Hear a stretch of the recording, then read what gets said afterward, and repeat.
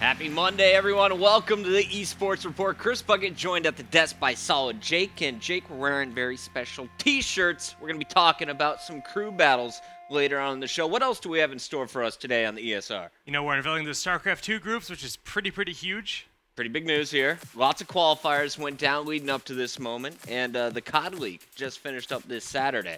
So Anaheim, of course, just a few days away. Let's kick things off with StarCraft2. I know you've been working with the producers for that stream. We got 12 players broken into two groups, just like Smash. How is it working? Give me the big overview. I mean, it's the exact same format as Smash Brothers. We know that there's two groups, 6 players in each, and we have our open bracket, which will add 2 more players to each group going into the event. But looking at that, we have 12 really strong players that went through each and these qualifiers were going on for months. They were global. We had most of them were in North America, and we had our European and Korean qualifier, but we have a stacked list of players. Should we get right into it? Yeah, let's jump right in. I'm feeling it. Let's get into Group A. Our first group is going to feature Polt, Scarlet, Puck, Trap, Illusion, and PETRAEUS. Tell me a little bit about Polt starting off at the top of this group. You know, Polt is a Korean Terran, and he is a now North American, or to some extent. Now, when I say that he's North American, it means he's living in North America. He's actually, you can see right there, he's recognized as an athlete by the U.S. government, meaning he has a visa to live in the U.S. and compete as an esports athlete. Pretty he's awesome one of the, stuff. Yeah, he's one of the only, you know, I think there's maybe a dozen people that have that. I think there's only 2 StarCraft2 players, him and Violet. They're the only 2 StarCraft2 players that have that visa, so.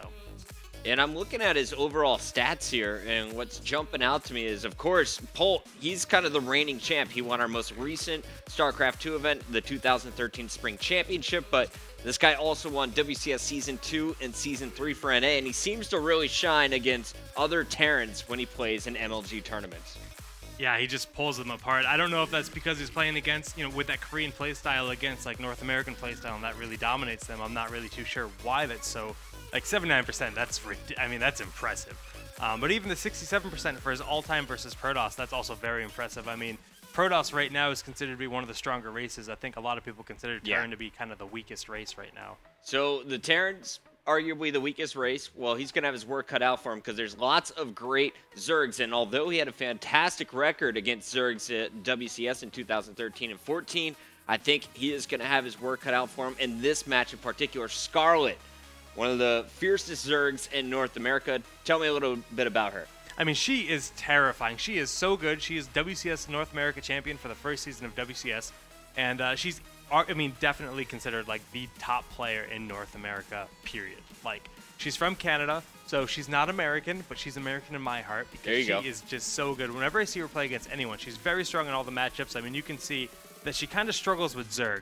But her all-time score against Zerg, her all-time percentage is 60%, so that's pretty solid. But, you know, every time I see her play against a Terran, I just feel like the Terran is so afraid to do anything because she is just everywhere. She covers the map. She's just got such good, strong map awareness. And she's just a great player overall. Scarlet, always entertaining to watch. Talk to me a little bit about our next player, though. Puck is going to be the 3rd player seated here in Group A.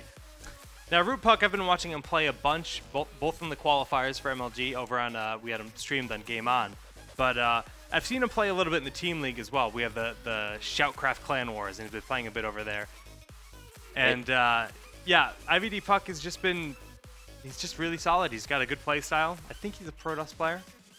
And he's definitely struggling when it comes to playing against PETRAEUS players at MLG events. That's going to be something he's going to look to turn around coming into this. And yeah, he is a PETRAEUS, and he's with IVD, no longer a Root member. But here he is, Puck, back at an MLG tournament. I haven't seen him really in our top 4 ever. Looking to see what kind of moves he can make. Starting off in pool play, a great position to be in. And he's got to look out for our next guy. Let's look at another PETRAEUS as we go to Trap.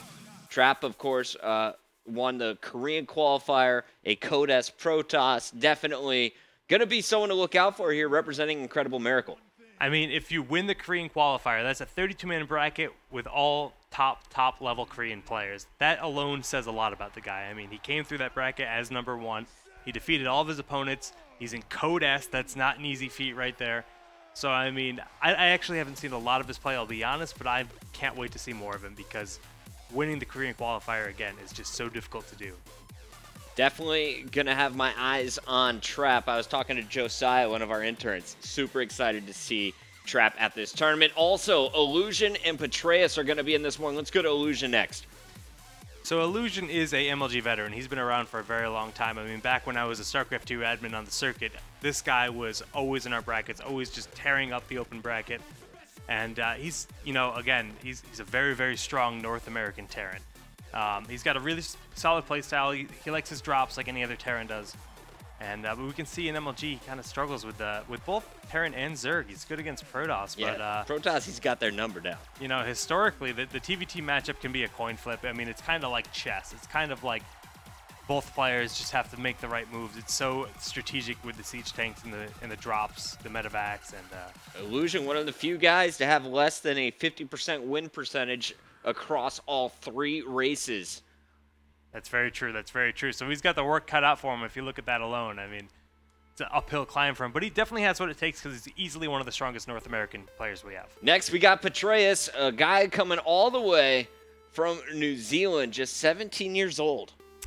That's a long way to travel for someone that age. I'm surprised his parents are even allowing him to do that, but that's awesome. I'm super pumped to have him here. I've seen him play for, they call it Clan Who in the Clan Wars, and it's because it's just a bunch of Australians and New Zealanders that don't actually have like one uniform team, but they made their own fake clan to represent Australia and New Zealand, and they actually play really well in the Clan Wars. I mean, they've taken a lot of games off people, so it's pretty exciting, and I'm just pumped to see him here in North America because I'm pretty certain that this is his first MLG ever. Yeah, you can see those stats there. So he's fresh, man, just 17.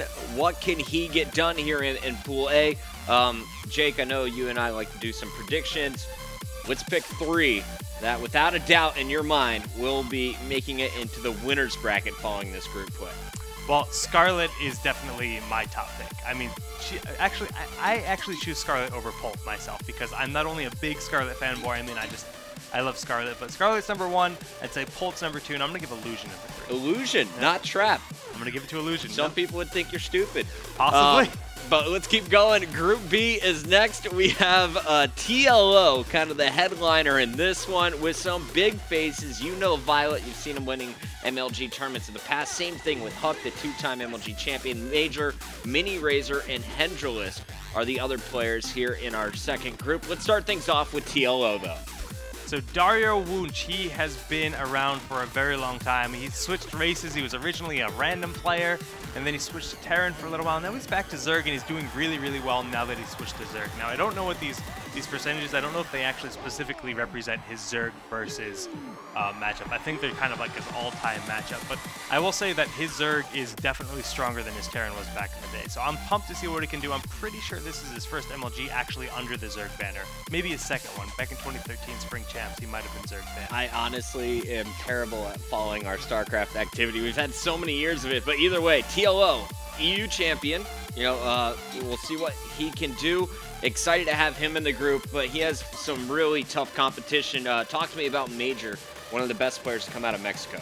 I mean, he's definitely Mexico's best player, I'd say, hands down. He's incredibly talented. He's been around. He's played on Korean teams. He's been on North American teams. Right now, he's actually teamless, which is actually kind of surprising. But Major, again, he has a very turtley Terran style. He plays a very, very safe, very, very slow-paced, methodical, I'm not going to commit unless I know I can win kind of play style. So with that play style, there were many long nights at MLGs where us admins were stuck at the venue till 1 a.m. Just move your siege tanks. Just come on. Please inch forward, please inch forward. So I'll never forget him for that, and I know his playstyle very well because of that, but at the same time, it works well.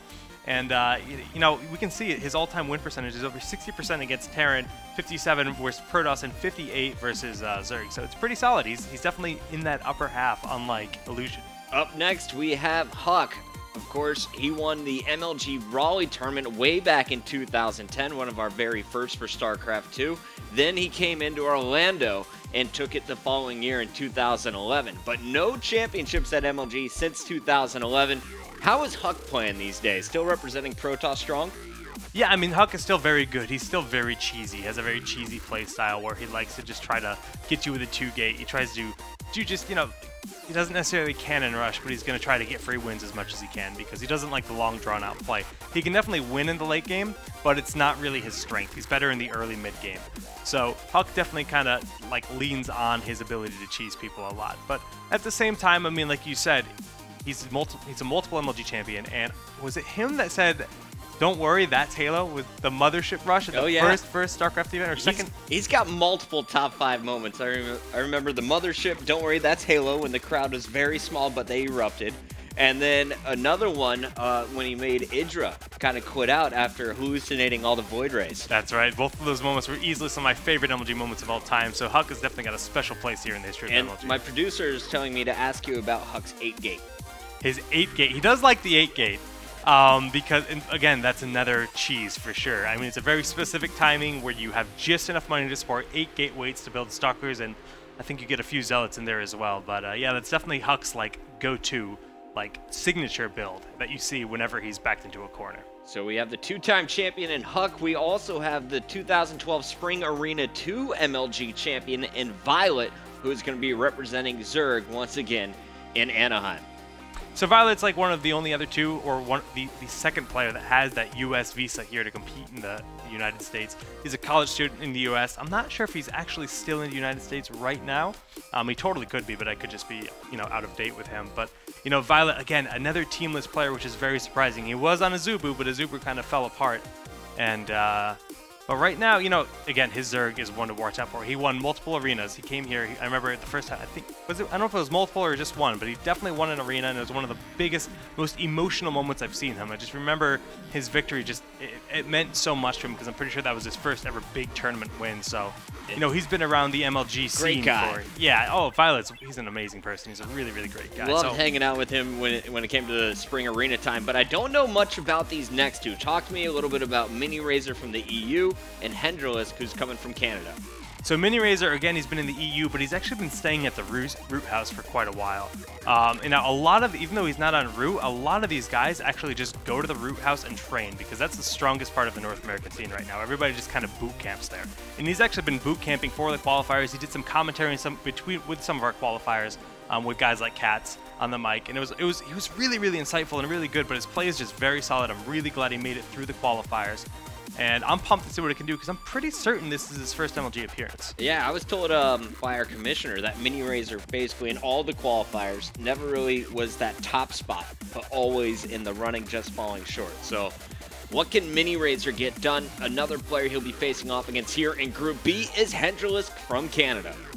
Yeah, Hendralisk, of complexity, just another guy. I mean, we can see that he prepares heavily for his matches. I think that goes for most StarCraft players. I think a lot of these guys really train for their opponents. But this is a guy that really emphasizes that. He really talks about how he's about really dissecting his opponent and really just preparing for that specific style. Because in StarCraft 2, you might be a Terran player, but every Terran plays the game a little bit differently. So he likes to really research his opponent. So as soon as he sees this group, I guarantee you he's going online and he's just researching those replays, finding out exactly what all of his opponents in this pool, how they play, and just dissecting it with his team all week long. So looking at the groups, in Group B, we're going to have 4 Zergs, TLO, Violet, Mini Razor, and Hendralisk. We have just the sole Protoss and Huck, and Major, who is going to be rocking Terran. Over in Group A, we got Terran out of Pult, Terran out of Illusion. You're going to have Protosses in Puck and Trap, and then PETRAEUS is going to be rocking some Zerg, while Scarlet is as well. So 2 and 2 in the first group, 4 Zergs, 1 Terran, 1 Protoss in Group B. Who's got the easier group here, Group A or Group B, in your opinion? Ooh, I'm going to give it to Group A. I'm going to say Group A is a little bit easier than Group B myself. But, I mean, again, you're talking Pult and Trap, so that might actually... It's hard to say. Both groups are pretty even, in my opinion. I think there's pretty good balance. I don't know if the groups are randomized or what, but I think we got some pretty solid balanced groups. Well, pool play is going to be crazy in Anaheim. Everyone plays everyone. We're kicking things off on Friday. Here's a look at some of the matches starting at 2:30. Pult versus Scarlet on the main stage to kick off the event, followed by TLO versus Major. Big ones to look out for later in the day are TLO versus Huck.